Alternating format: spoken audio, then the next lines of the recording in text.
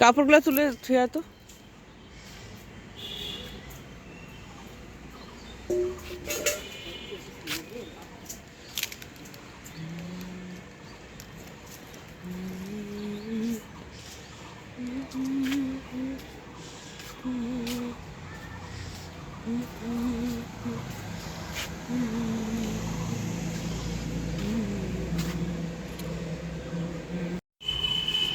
দিসুমি এরকম করে বলতে উঠো, উপর উঠো, এরকম উপর, হ্যাঁ।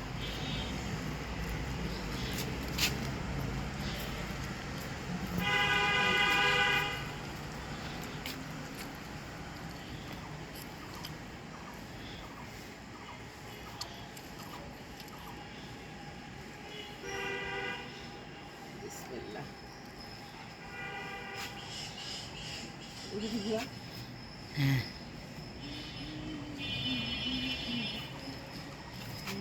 এটা কোকড়া হয়েছে, এটা থাক না, এটা থাক।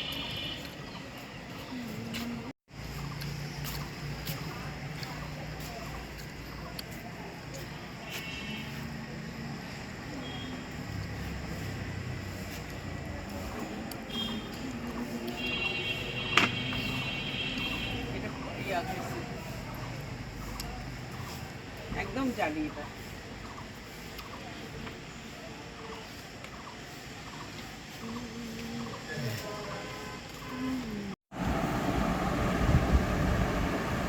টাটকা টাটকা কায়তা তুললাম, টাটকা একদম জালি, একদম জালি। এটাতে মাছি বিধিয়েছে, এই জন্য এটা তুলে ফেলাম, এটা আরও বড় হতো। এরকম আরও বেশ কয়েকটি আছে, কিন্তু এতগুলো তুলে কি করব, খাওয়ার লোক নেই। আর আমি আজকে এটা নরম করে রান্না করব শুটকি দিয়ে, খুব মজা হবে, গাছের জিনিস তো, টাটকা জিনিস।